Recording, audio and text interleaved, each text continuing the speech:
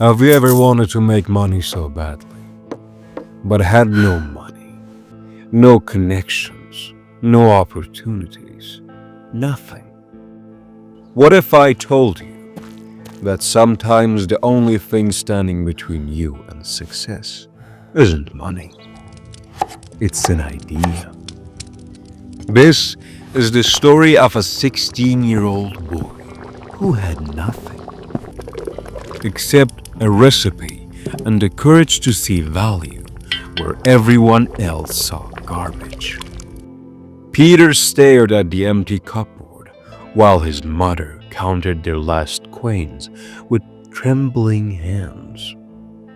His little sister, Emma, slipped in the corner, her stomach growling even in her dreams. 3 months since his father died in the coal mine accident, and their world had crumbled. His father had been different from other miners. While others came home exhausted, his father would wear an apron and fill their kitchen with the aroma of vegetables and herbs. Cooking is an art, son, he'd say, teaching Peter to chop onions, balance flavors, turn simple ingredients into magic. Those soup recipes were their family's treasure, passed down from his grandfather. But now, those recipes were just memories. For 3 months, they'd survived on corn from their tiny plot and stale bread when they could afford it. We have enough bread for tomorrow, his mother whispered, her voice breaking. But after that, Peter clenched his fists. He was 16, but felt ancient under the weight of responsibility. He tried finding work, but every door closed. No experience, no skills, no money. That night, unable to sleep, he walked the empty streets. Behind Mr. Davidson's grocery store, boxes of vegetables sat ready to be thrown out. Wilted carrots, bruised tomatoes, overripe peppers. His father's voice echoed. Good ingredients don't need to be perfect, Peter. They just need respect. Before sunrise, Peter knocked on the grocer's door. What do you want, boy? Those vegetables you throw away, can I have them? Mr. Davidson laughed. You want garbage? No, sir. I want to make something valuable. The grocer shrugged. Take whatever you want. Peter spent that entire day sorting through the discarded produce. His hands moved with the precision his father had taught him, cutting away bruises, saving everything edible. His mother watched in confusion. Peter, what are you doing? I'm making Papa soup, Mama. The one with thyme and bay leaves. Her eyes filled with tears. But we have no money for... I don't need money. I need Papa's recipe. He borrowed his neighbor's large pot and gathered wild herbs from the hillside, exactly where his father had shown him years ago. That night, Peter cooked. He sautéed the vegetables until they caramelized, added the herbs at precisely the right moment, let it simmer slowly. The aroma filled their tiny house, and for the first time in months, Emma smiled. It smells like Papa, she whispered. The next morning, Peter poured the soup into jars he'd collected from recycling piles. He'd cleaned them until they sparkled.